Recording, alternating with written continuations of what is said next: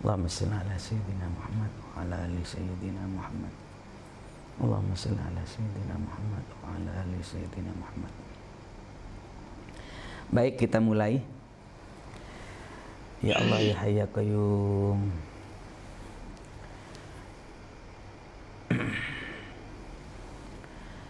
Assalamualaikum warahmatullahi wabarakatuh. Waalaikumsalam warahmatullahi wabarakatuh. Bismillah, alhamdulillah, wassalatu wassalamu ala rasulillah Sayyidina Muhammad ibn Abdillahi wa ala alihi wa ashabihi wa man tabi'ahu wa wala amma ba'duh.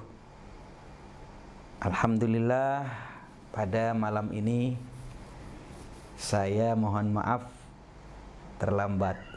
Seharusnya jam 8 jadi jam 9 lebih malah. Saya diberi kesempatan bersilaturahim dengan warga Nahdlatul Ulama yang ada di Papua ya. Tepatnya di Manokwari, benar ya? Di Manokwari. Ya. Alhamdulillah. Ini di depan saya ini ada Muhammad Huda ini. Wajahnya tidak asing lagi, pasti akan mengatakan ini orang Papua ini. Yang satunya ada garis miring Yuspa, saya sebut begitu. Nah, kalau Yuspa ini saya anggap beliau ini adalah kaum muhajirin. Orang Jawa yang ada di Papua.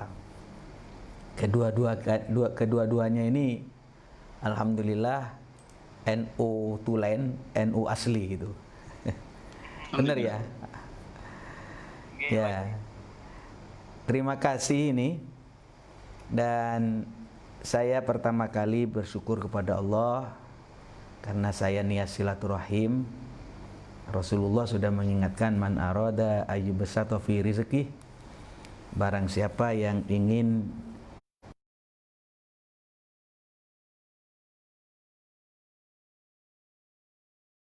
umurnya dipanjangkan oleh Allah Subhanahu wa taala, falyasil rahimahu, maka hendaknya senang silaturahim.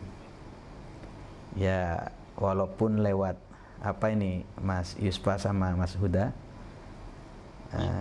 ini lewat apa istilahnya nih? Ya lewat virtual ya.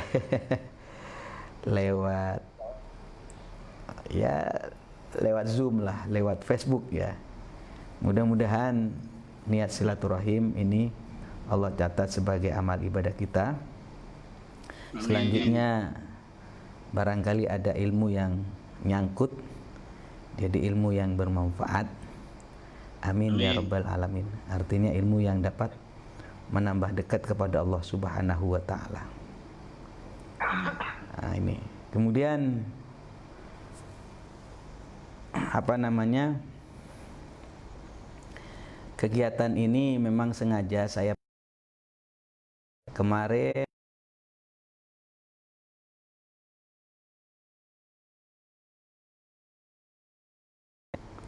dari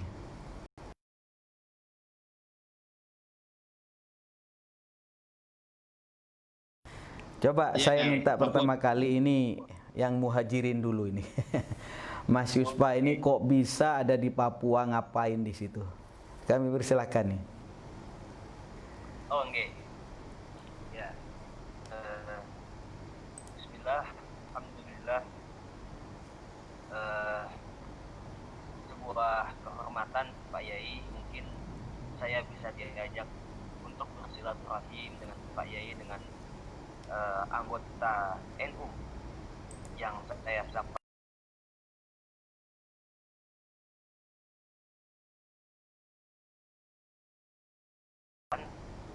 Saya langsung saja, saya di sini dalam rangka sebagai tenaga pengajar tahfiz Pak Yai. Oh ya.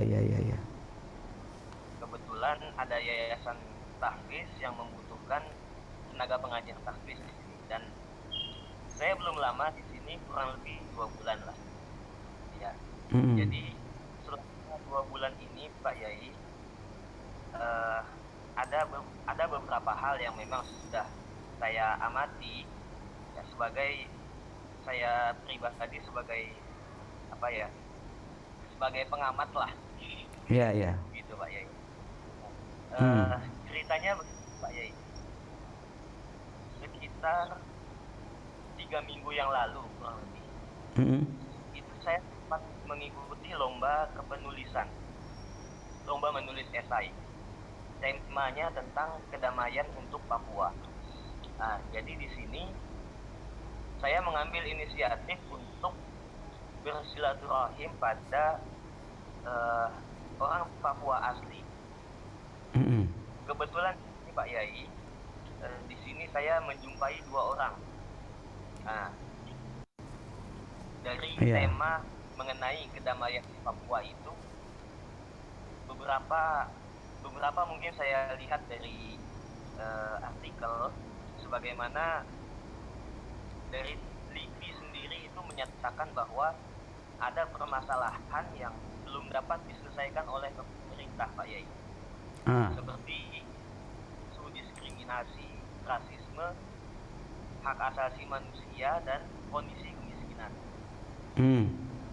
Nah, dari sini ketika saya bertemu orang pertama itu, saya sempat bertanya Pak Yai, bagaimana pendapatnya tentang keempat isu tadi di Papua yang sebenarnya. Dan orang pertama itu menyatakan suatu hal yang apa ya, yang membuat saya kaget Pak Yai. Itu pertama kali saya komunikasi dengan orang Papua langsung, di mana dia mengatakan bahwa inti dari segala pokok permasalahan itu dapat diselesaikan dengan merdeka, mendirikan kemerdekaan di Papua ini Pak Yai. Itu ketika saya tanya apa landasannya, apa alasannya, jawabannya ya karena kurangnya perhatian daripada pemerintah, gitu Pak Yai, kurang lebih. Iya. Itu orang. Kalau orang yang kedua itu jawabannya agak berbeda Pak Yai. Jadi ketika bagaimana pendapat kakak ini tentang keempat isu tadi mengenai diskriminasi, rasisme, hak asasi, dan kemiskinan itu. Kalau dijawab orang kedua ini, dia bilang sebenarnya isu-isu seperti itu hanyalah isu yang dibesarkan oleh sekelompok orang saja yang memiliki kepentingan. Bukti, kata dia, buktinya kita di sini bisa melihat di sebelah kanan ada masjid, di sebelah kiri ada gereja. Kemudian kita bisa hidup bersama, mencari nafkah di sini sebagaimana mestinya. Nah, saat berkomunikasi dengan orang kedua ini, saya tanya juga Pak Yai, sebenarnya apa solusi yang menyebabkan perdamaian untuk Papua? Dijawab sama dia bahwa sebenarnya kita sudah berdamai di sini. Bahasanya itu gimana ya? Iya. Kita damai di sini katanya, kurang lebih Pak Yai. Nah, kemudian dia juga memberi masukan sedikit Pak, bahwasanya sebenarnya yang kurang di Papua ini adalah mengenai sistem pendidikan, karena menurut dia yang bisa memutus tali kemiskinan itu ya adalah sistem pendidikan. Dengan adanya pemberian pendidikan yang baik pada anak-anak di Papua ini khususnya, mereka akan belajar semakin tinggi tingkat sekolah mereka dan mereka bisa mencari nafkah, gitu Pak Yai. Soalnya kata dia, kalau nggak ada belajar tapi tiba-tiba merongrong apa ya, ngotot untuk menyatakan merdeka, di situ suatu sia-sia katanya Pak Yai. Iya. Baik, terima kasih. Ini katakanlah yang dirasakan oleh siapa namanya Mas Yuspa sebagai orang yang ada di lingkungan di sana ya. Sekarang saya Muhammad Huda. Nah, Muhammad Huda ini unik ini. orang Papua namanya Muhammad Huda. Saya yakin sebelumnya siapa nama aslinya? Kira-kira apa asli atau gimana nih judulnya? Ya, oke. Taib. Alhamdulillahilladzi hadana li hada wa ma kunna linahtadiya laula an hadana Allah. Asyhadu an la ilaha anta astaghfiruka wa atubu ilaik. Oke. Taib. Suatu kehormatan buat saya bisa silaturahmi dengan Pak Kiai Lazum, dan khususnya warga NU. Taib, langsung saja. Nama saya Muhammad Huda Manacan, asli Papua. Saya mu'alaf tahun 2012 mengenal Islam di Manokwari. Setelah itu langsung dipondokan di Bogor. Di situ dari tahun 2012, 13, 14 sampai 2019 kemarin pulang ke Papua. Ya. Gini Pak Kiai, di Manokwari ini terkenal namanya kota Injil. Mati mayoritas Kristen di sini. Ya. Mayoritas Kristen. NU, saya alhamdulillah masih di pondok yang didirikan Kiai NU dari Pekalongan, namanya Kiai Mahfuz Nur Fawaz dari Pekalongan. Setelah ngaji mendalami Islam di pondok. Berapa tahun itu? Dari tahun 2013, 13, 14, 15, 16, 17, 18, 19. Berarti 9 tahun, kira-kira 8 tahunan di pondok. Setelah itu ikut wisuda, pulang pada tahun 2019 kemarin. Iya. Itu sampai di Manokwari, lihat Islam di sini ya, kita ini ya, saya lihat di lingkungan Manokwari memang mayoritasnya non Muslim, banyak dari orang-orang Kristen di sini. Islam juga ada, tapi kebanyakan kalau di kota kebanyakan Muhammadiyah. Tapi kalau di bagian kampung kebanyakan NU, mayoritasnya banyak NU-nya. Alhamdulillah. Saya sampai di Manokwari lewat berapa bulan, disuruh ngajar di sekolah YAPIS, Yayasan Pendidikan Islam, mengajar bahasa Arab. Alhamdulillah berjalan sampai sekarang. Di sini yang Kiai minta gimana caranya supaya kita di Manokwari Islam yang NU ya. Saya pengen yang NU. Di sini masalah pengajian, terus seperti sholawatan, segala macam ini di sini kayaknya ketakutan. Jadi kalau mereka mau sholawatan gimana ada Maulid Nabi, itu jarang sekali di sini. Iya. Kenapa ketakutannya? Nggak tahu. Terus saya pernah nanya kenapa bisa begitu, tapi kata mereka, kita dulu di tempat mayoritas Kristen, jadi kita beradaptasi sama mereka, kita ikutin aja apa yang sama mereka. Gitu ya. Iya.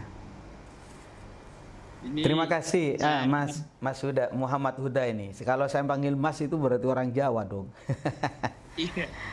Kalau di sana panggilannya siapa sih, panggilan hormat gitu? Ya. Panggilan hormat selain Ustadz loh. Kalau Muhammad Huda ini sudah yakin karena sudah pesantren 8 tahun sudah dipanggil Ustadz, ya. Biasanya panggil ke orang yang di atasnya itu manggil apa biasanya? Kakak atau apa gitu? Biasanya rata-rata panggil kakak begitu. Kakak ya. Baik. Jadi dari beberapa pembicaraan dari Yuspa, dari Muhammad Huda, ini memang kita tahu artinya umat Islam di sana, khususnya di Manokwari ya, artinya minoritas gitu ya. Minoritas. Minoritas. Dan ada istilah tadi, mau keras-keras ngadain maulidan atau kerumunan-kerumunan yang besar, ada semacam ketakutan atau keengganan gitu. Apa benar begitu? Iya. Ya faktornya karena menjaga perasaan mungkin. Iya, atau mungkin gimana? bisa jadi Pak Yai. Iya. Ya itu menarik buat saya, karena kalau orang Jawa akan mengatakan Islam itu ya mayoritas gitu, kalau di Jawa. Iya. Dan saya senang mendengarkan informasi misalnya dari Muhammad Huda, dari Mas Yuspa, dan yang lain ya. Saya anggap cukuplah mendengar bahwa situasi seperti itu memang realitas, dan mari kita hadapi dengan ya realitas.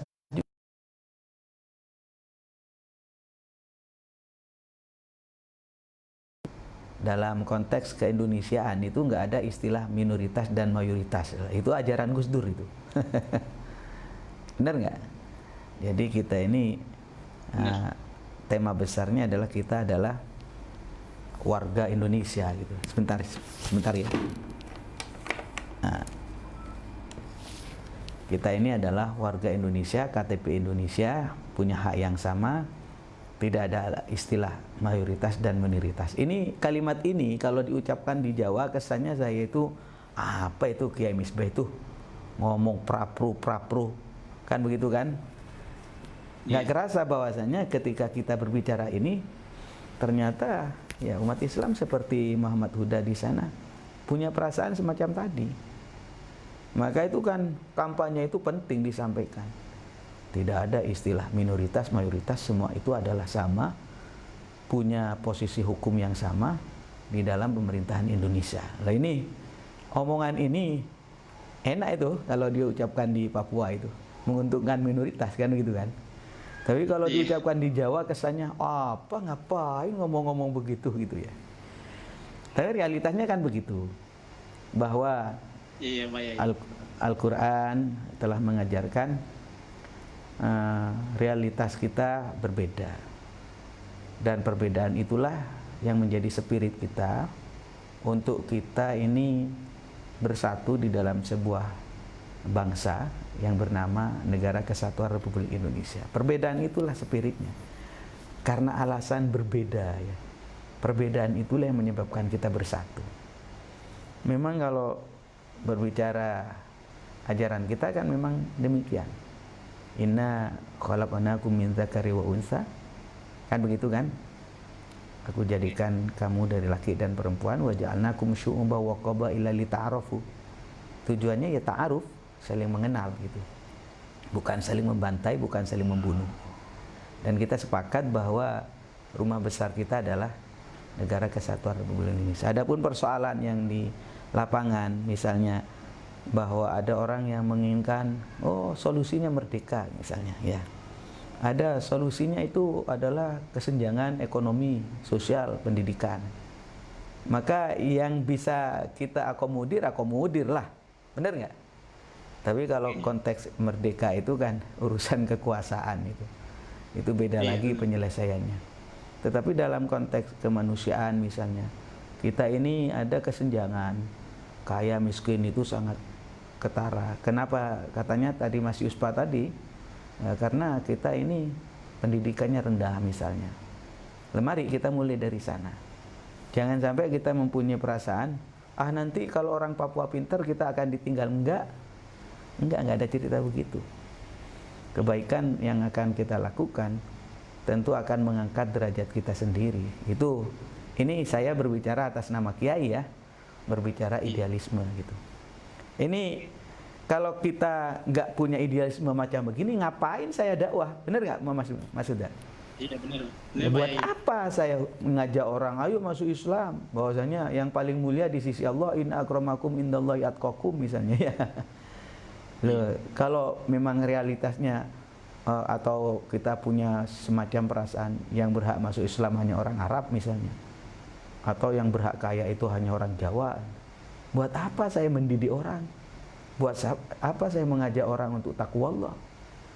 Karena kita punya kesadaran bahwa kemuliaan itu ya karena inna akramakum indallahi atqakum. Itu yang kita dengung-dengungkan. Dan ini kalau tidak punya konsep begini terasa aneh. Aneh lah. Ngapain ngajarin Mas Huda ini? Huda ini kan orang Papua.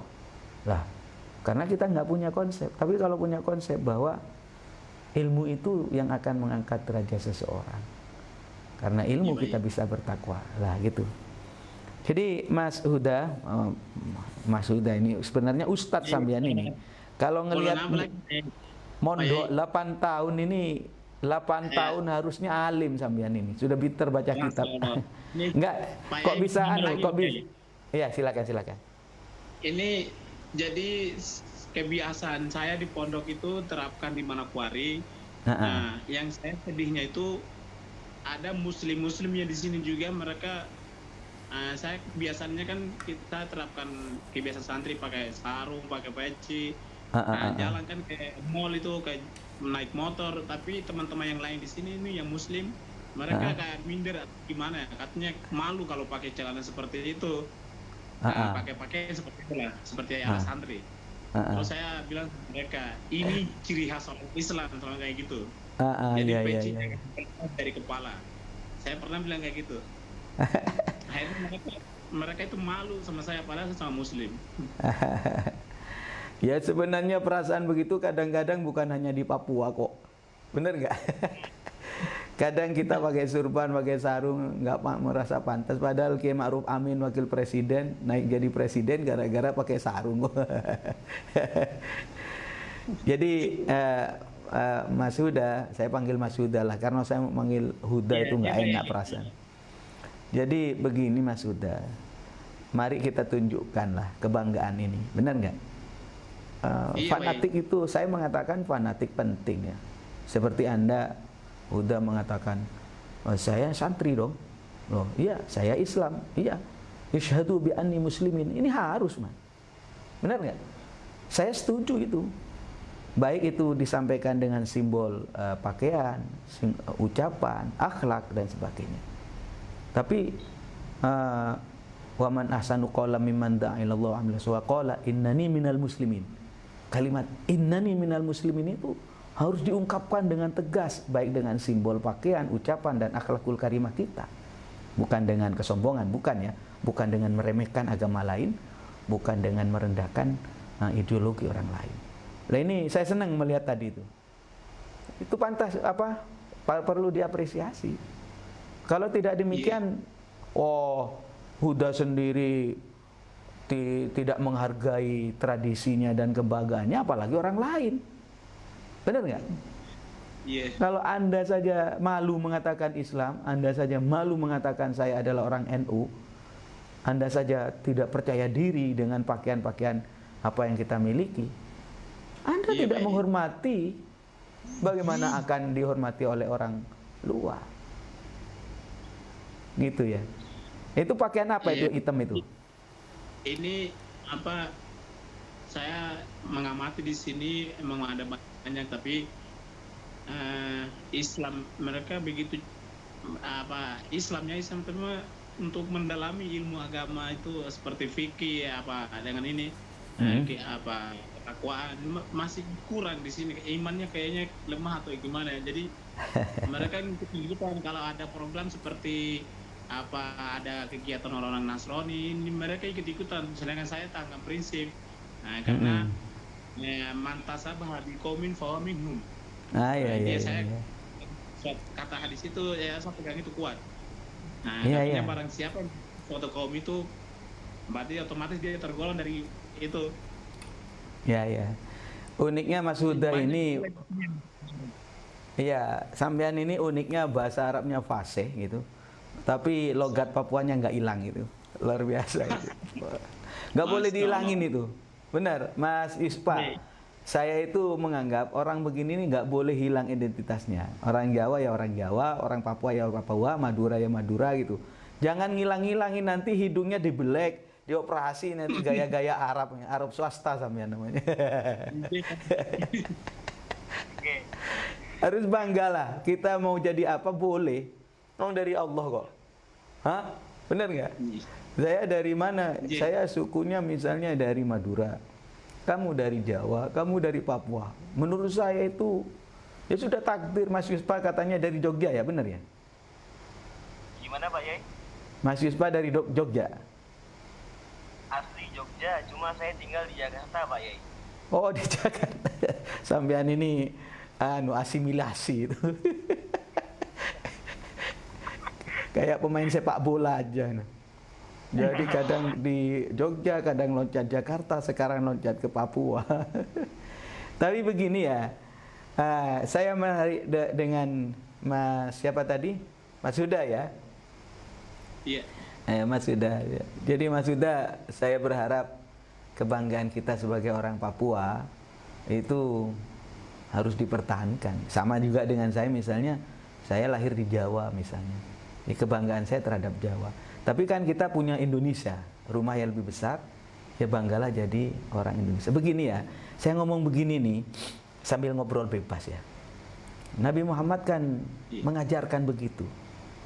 Mengajarkan Rasulullah itu cinta tanah air. Rasulullah itu mengatakan, saya orang Arab. Iya, karena beliau memang Arab, gitu kan. Sedangkan saya kan nggak mungkin, walaupun pakai surban ngaku Arab. Ya, saya bilang Arab swasta nanti jadinya. Jadi menurut saya jangan dihilangkan identitas kita. Yang terpenting adalah bagaimana orang Papua, orang Jawa, orang Bugis, orang Batak buktikan prestasinya. Kan begitu kan Mas ya? Orang Jogja, wong Jawa misalnya, buktikan prestasi masing-masing, memberikan terbaik untuk kemanusiaan dengan tanpa meremehkan, dengan tanpa mohon maaf, menganggap orang lain kastanya rendah dan sebagainya. Ini kan harus ditanamkan karena begini, terbuka saja Mas Yuspa. Ada doktrin yang salah menurut saya.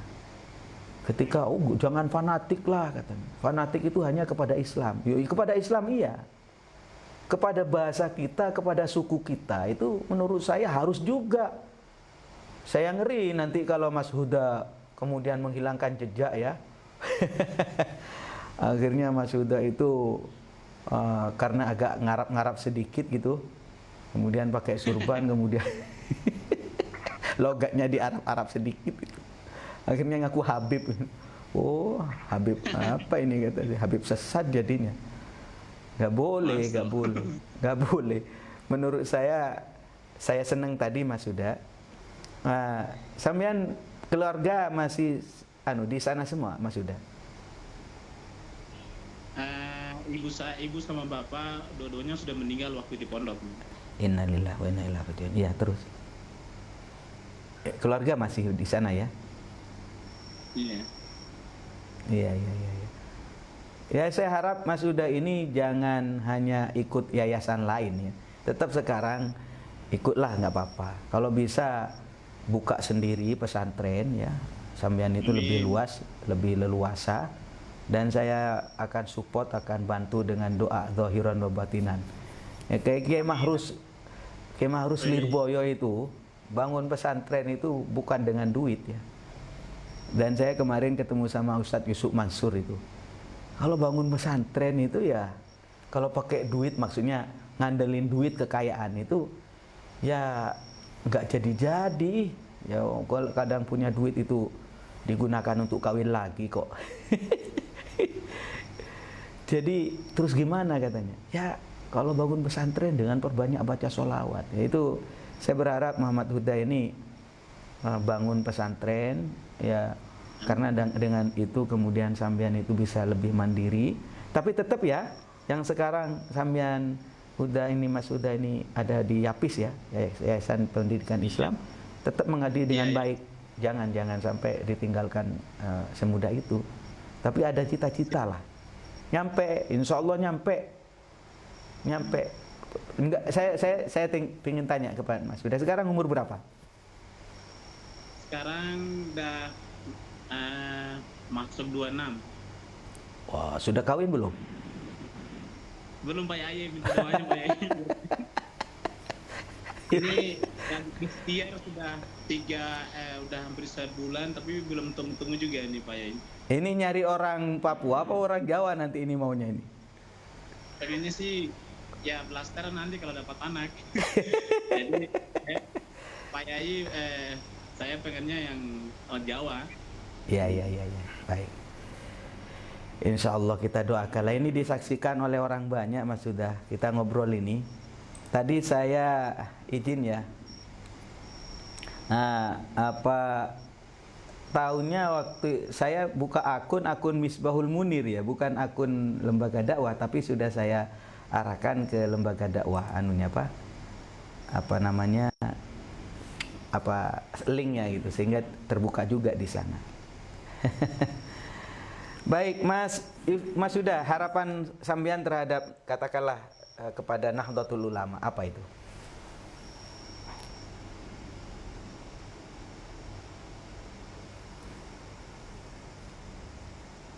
Mas sudah? Iya Pak Yai. Kira-kira harapan terhadap NU, pengurus NU utamanya yang ada di Jakarta apa? Ya, saya berharap mudah-mudahan yang PBNU atau NU yang di Jakarta atau sini bisa melihat ke bagian-bagian Papua sini, memberi support, semangat agar kita di bagian Manokwari atau Papua sini bisa berkembang lagi ini NU-nya. Ya saya sarankan ya, amalia NU itu misalnya maulidan itu ya, itu tolong dijaga itu, karena itu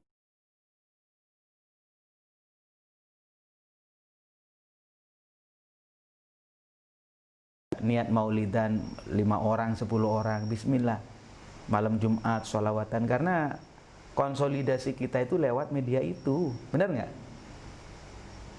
Iya, saya perhatikan kalau sampean pejabat mungkin konsolidasi rapat koordinasi mungkin bahasanya seperti itu, tapi kalau ustadz ya medianya selain Jumatan loh ya, selain Jumatan adalah ya tadi kalau NU menggunakan tahlilan, kemudian istighosahan, kemudian maulidan, ada pengajian umum, ada pengajian rutin, itu bagian daripada ikhtiar untuk konsolidasi silaturahim kiai tokoh kepada masyarakat, dan itulah kekuatan Nahdlatul Ulama di situ.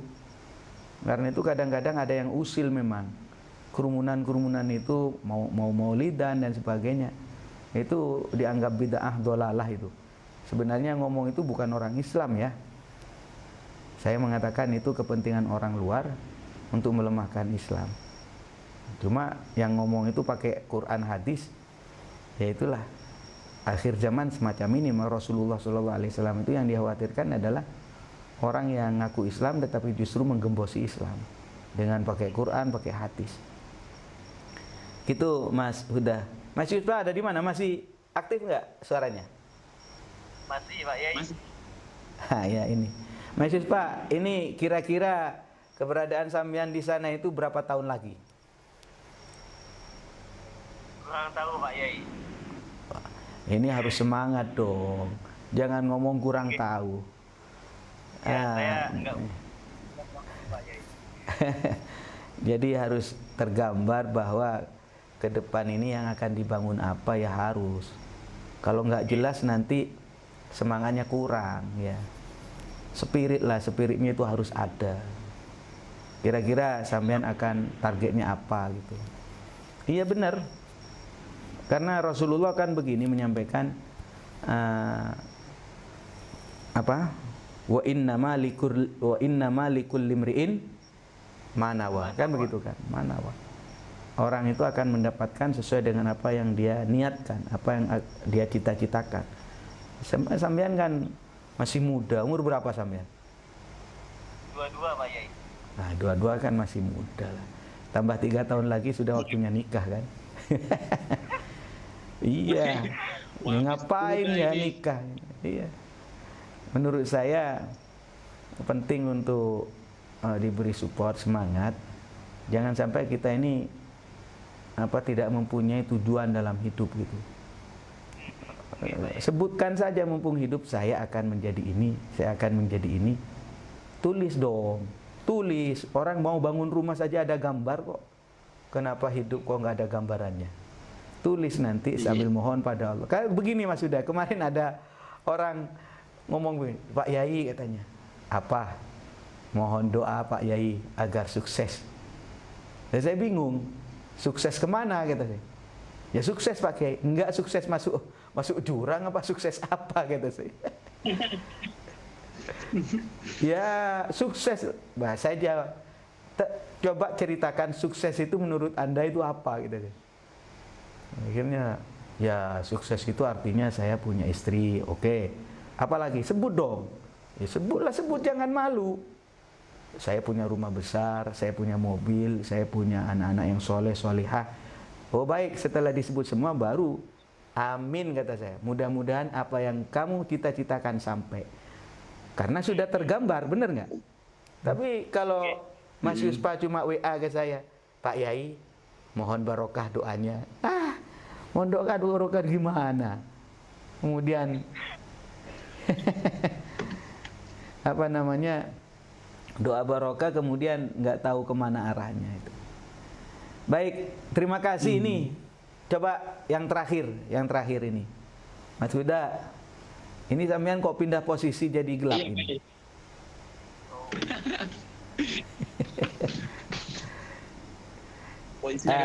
Coba saya minta kalimat terakhir kita silaturahim ini. Tadi sudah saya tangkap ya. Mohon jangan putus, kita terus akan komunikasi dengan sampean terus, misalnya oh Kiai di sini butuh ini, kegiatan ini butuh ini, nah, barangkali ada keluasan rezeki dan pikiran ya bisa kita sambungkan nanti gitu. Utamanya putra daerah di sana sampean harus jadi ulama besar, karena ilmu yang di dada Mas Huda ini sudah ada titipan dari Allah, amanah dari Allah, ilmu. Tolong jangan sampai sampean itu pindah haluan kemudian jadi tukang batu misalnya, jadi tukang kayu. Bukan nggak boleh ya, bukan nggak boleh. Sampean sudah dititipi ilmu agama, tolong buat kesempatan yang baik.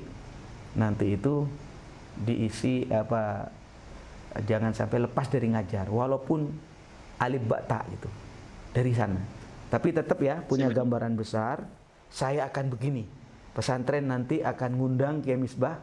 Sekarang kalau perlu peletakan pertama, tapi jangan peletakan batu pertama dan sekaligus terakhir, bukan? Ya saya berharap nanti Mas Huda itu punya cita-cita, saya akan bikin pesantren khusus yang di Papua. Pengasuh pesantrennya adalah Huda. Ya Allah, betapa senang guru-guru sambian itu. Orang tuanya senang, guru-guru pesantrennya senang, bangga. Dan sambian mati dengan saya nanti punya kenangan, punya amal jariah, begitu. Mas Huda ya. Siap. Ada yang disampaikan terakhir? Ya.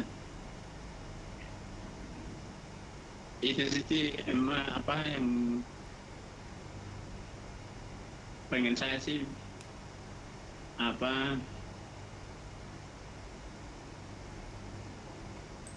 pengennya perubahan di Manokwari itu yang tadinya kota Injil ini harus berubah jadi kota Al-Quran. Tapi caranya gimana nggak tahu. Iya. Oh gitu ya. Saran saya, menurut saya sederhana sekali.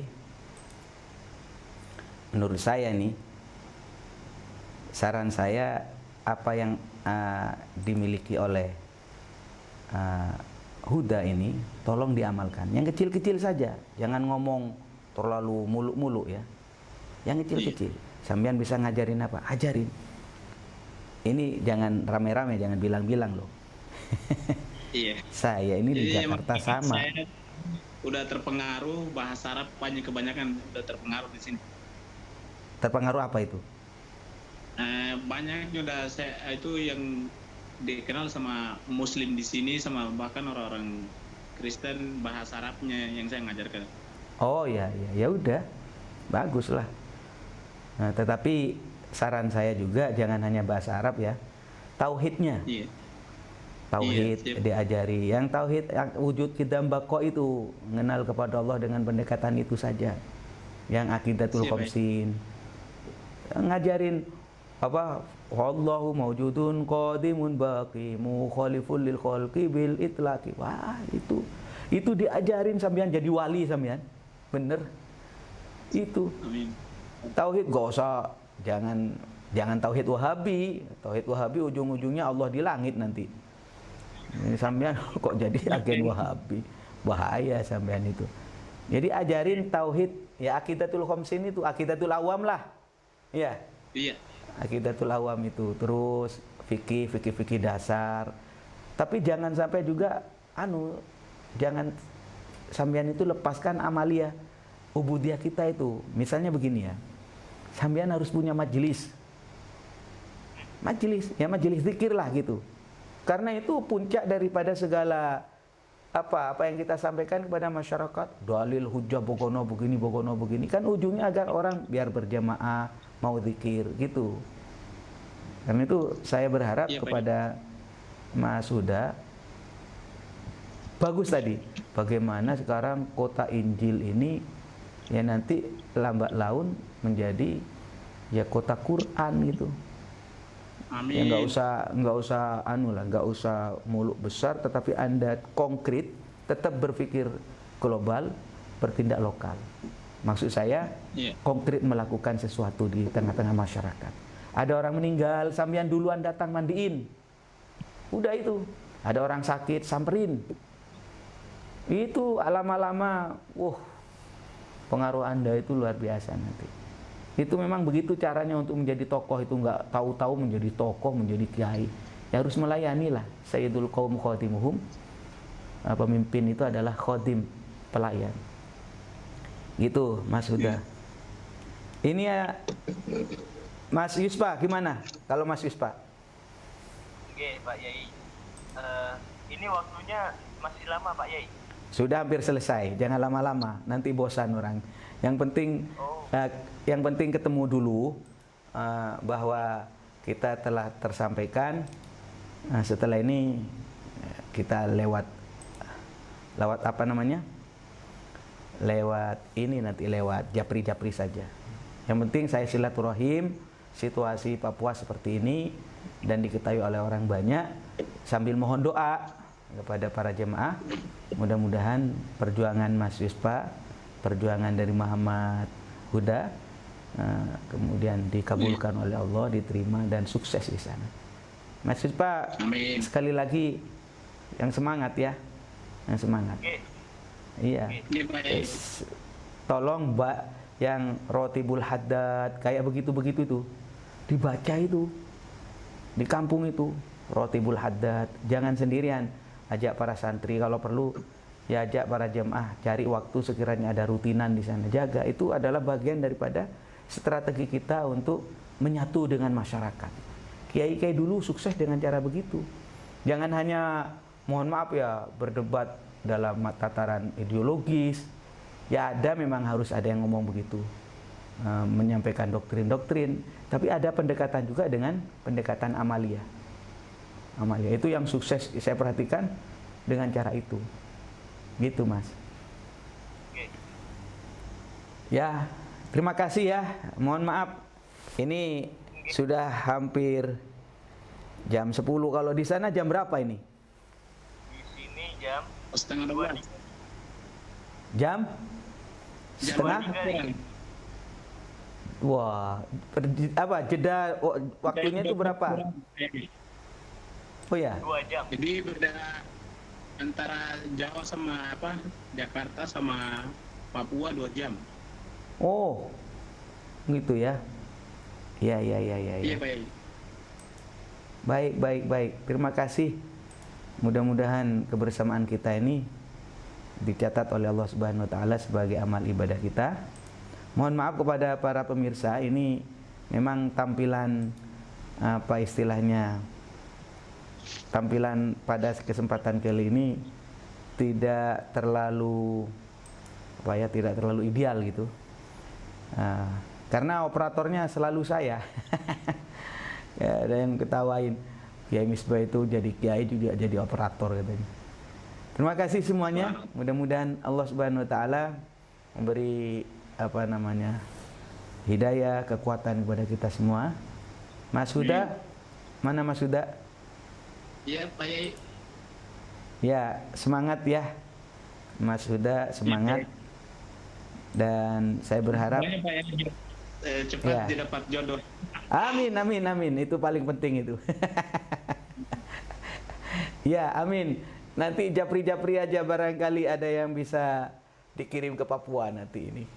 Siap, Pak Yai. Itu penting itu. Kalau nggak punya istri Sambil ngapain pacaran. sampai? Iya, ya. Terima kasih semuanya para jamaah dimanapun saja berada. Mari kita tutup majelis ini dengan pembacaan suratul Fatihah dengan harapan mudah-mudahan apa yang kita lakukan diridhoi oleh Allah Subhanahu wa taala. Amin. Ya rabbal Amin. alamin. Khususnya kita kirim Fatihah kepada kedua orang tua kita ya. Anallahu yaghfiru dzunubahum wa nurallahu darihahum. Dan juga kita kirim Fatihah kepada para muassis, para pendiri Nahdlatul Ulama mulai awal sampai akhir, guru-guru kita tanpa terkecuali semuanya. Semoga dengan barokah para ulama, para kiai, khususnya barokah Sayyidina Rasulullah Muhammad SAW di bulan Maulid ini, di bumi Papua khususnya di Manokwari dan sekitarnya, Allah turunkan berkah, amin. Ya, Amin. Allah turunkan kedamaian, keberkahan, zahiran wa batinan. Ala hadini al-Fatihah. A'udzubillahi minasyaitonirrajim. Bismillahirrahmanirrahim. Alhamdulillahirabbil alamin. Arrahmanirrahim. Maliki yaumiddin. Iyyaka na'budu wa iyyaka nasta'in. Ihdinas siratal mustaqim. Siratal ladzina an'amta 'alaihim ghairil maghdubi 'alaihim waladdallin. Amin. Terima kasih. Mudah-mudahan silaturahim ini membawa kebaikan kepada kita semua. Amin, Amin. ya rabbal alamin. Baik, Muhammad Huda, Mas Yuspa dan para pemirsa, saya lihat pada kesempatan kali ini banyak sekali yang hadir, mudah-mudahan bermanfaat. Amin. Amin, ya rabbal alamin. Ini dari banyak ya yang hadir. Ada 49 orang lebih dari Lumajang, dari Kebumen, dari Kencana Wungu ya. Lagi mana ini dari Cikarang, banyak sekali. Mudah-mudahan semuanya berkah yang hadir. Allah Subhanahu wa taala memberikan kebaikan kepada kita semua. Hadanallahu wa Amin. iyyakum ajmain. Kalau orang NU cirinya wallahul muwaffiq ila aqwamit thoriq. Wassalamualaikum warahmatullahi wabarakatuh.